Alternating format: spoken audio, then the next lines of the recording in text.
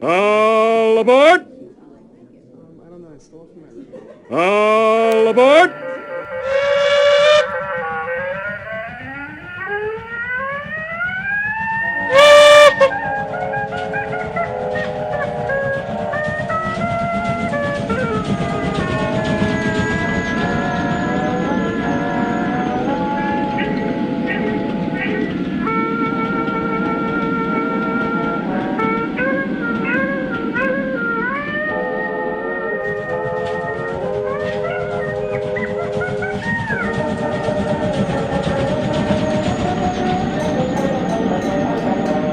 Thank you for helping me lift my bag onto the rack.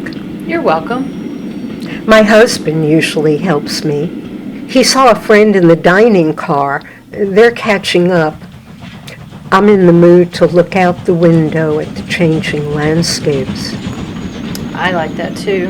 Would you like to join me? I have a thermos of coffee with milk and honey. My favorite drink. I have some cheese and crackers. My favorite snack. Our lucky day. I'm Kamala. I'm Paris. My friends and loved ones call me Paris. I bet there's a story that goes with that name.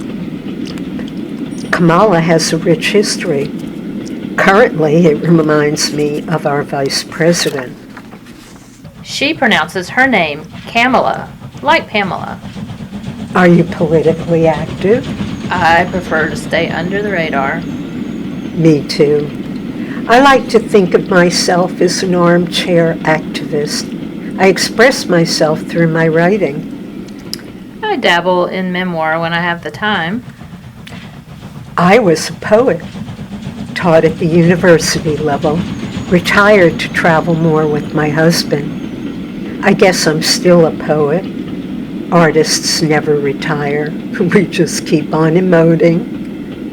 Funny way of putting it. Was poetry an obsession from a young age? Not really. I studied Spanish and French and lived in Paris for many years. That's how I got the nickname Paris. Impressive. I live a somewhat ordinary life. I work with kids. I like helping them develop stories about themselves and historical people that they admire. I've always admired professional writers. I'm way too chatty to sit for hours and just write. I like all the noise and activity of kids and all the activity of a big city. Writing would be too solitary for me. I was like that when I was younger. I guess I changed a little over the years. I still love kids. Now I dote on my grandkids. I like reading or making up stories and singing to them. But I also enjoy the solitude of writing. I especially like to create poetry to accompany my husband's music. Collaboration is a gift and can be magical when done with someone you love. I bet you've got great stories to tell. I love hearing stories. It reminds me of when my parents read bedtime stories to me. Now they share great personal stories. Some of them remind me that fact can be stranger than fiction. Another thing we have in common. I'm tired of my stories. I'd love to hear what younger people have in their lives. You go first. Indulge an older woman. I'm pulling rank. Not fair. Your stories are probably more interesting. I haven't done much yet. I like stories with a twist, a surprise at the end. Like a mystery? Not quite. Surprise me. Ooh, a true mystery unfolding. Like life itself. I'm waiting. You remind me a little of myself when I was young. Reminds me of a story. I was in college, starting my master's, working toward a PhD.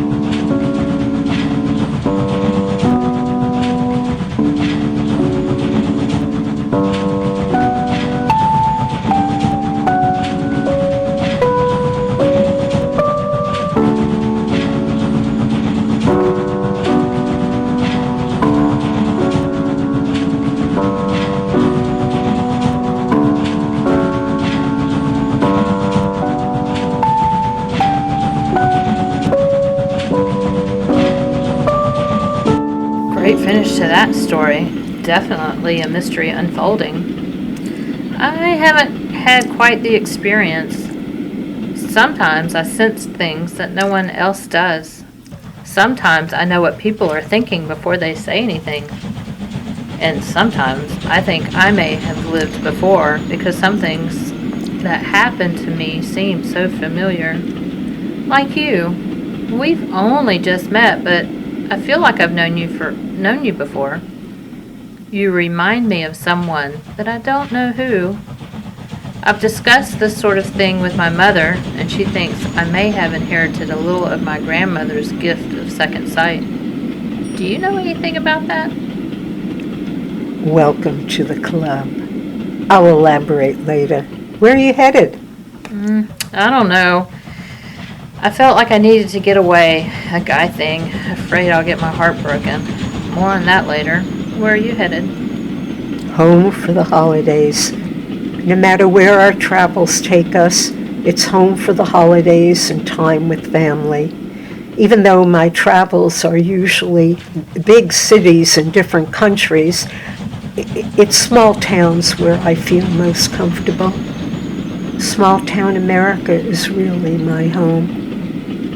Statue of Liberty was the first thing my grandparents saw before moving to a small town. What does the statue have to do with small town America? The statue represents a beacon of light, hope, possibilities, and a gateway to freedom. My grandparents were from a small town in Europe and believed in the hope and friendliness of small towns. They didn't want to stay in a big city. A large percentage of immigrants to America have done that for the same reason. The statue's light represented great ideas leading to a future. Playwright William Gibson wrote in The Miracle Worker, "You can see 5,000 years back in the light of words." Interesting. I never thought of it that way. How do you think of it? I saw the Statue of Liberty only once as a tourist. I grew up in a small town with friendly people where I could dream about my future. The kids I teach think of their neighborhood as a crowded place with people who are going to protect them or hurt them. Too often, it's a scary place for them. Most of them have never seen the Statue of Liberty. I'm not sure what their dreams are or if they even have any about their future. They're too busy trying to survive. I've met other teachers from neighborhoods less than a mile away from where I teach. They say their kids think their neighborhoods are like a small town. They know everyone and feel safe. Maybe you'll think about it all differently in the future. Creating stories with your students could include their dreams for the future. Their dreams become the hope and possibilities for all of us.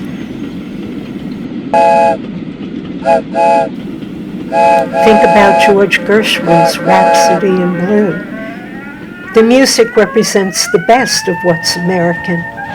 All at once, it's classical, jazzy, global, and home-like, eccentric, yet earthy. The title Rhapsody in Blue evokes a sense of pride. That's a lot to consider. Interesting. I usually go home for the holidays to be part of that small town America feeling. But this year I need to get away. I don't want to dwell on what's going on. I want to hear another story. Tell me a Paris story, something juicy. I bet you met a lot of interesting people there. Maybe a guy? Ah, you're a romantic, are you? I'm a sucker for a good love story, especially about couples who've been together a long time. I went to Paris to get away from my usual routine and some personal things going on. I had visions of sipping coffee and writing poetry on the left bank of Paris. I wanted to learn how to speak the language from French people. Plot thickens. I was older, not married. Perhaps I enjoyed my freedom too much. It was a very long time ago. Some of it's a blur, but meeting mon cœur wasn't. I was sipping my coffee with milk and honey and writing. I looked up and saw a guy at a nearby table looking at me. He smiled a smile I'll never forget. I smiled back. He took a flower from the vase in front of him, got up, came over to my table and held the flower out toward me, smiled and said, "For you, even if flowers aren't your thing. If not, I have a book of poetry you might like. May I sit down?" I nodded yes. We talked for hours, walked all over Paris, had dinner, and I went with him to watch him play. He was a musician. Music and poetry, a recipe for love. Sounds cliche, but he had me with his smile.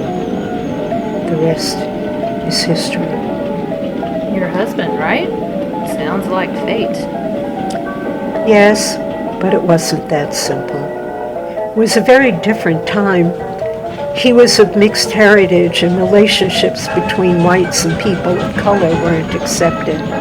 Paris was easier than most places, but we wanted to return to the U.S. I had fallen in love with him in the States. When he told me he loved me and wanted to get married, I ran away rather than deal with the situation. When I saw him in Paris when he was on tour, I knew I couldn't walk away again. The irony is I recently discovered I'm of mixed heritage. DNA can reveal the unexpected for most of us. Another story to share? Too long for now. It must be a bit maddening to make such a discovery so late in life. It's never too late for self-discovery. Besides, a touch of madness is what makes us unique. There's Moncoeur now. Over here, Moncoeur.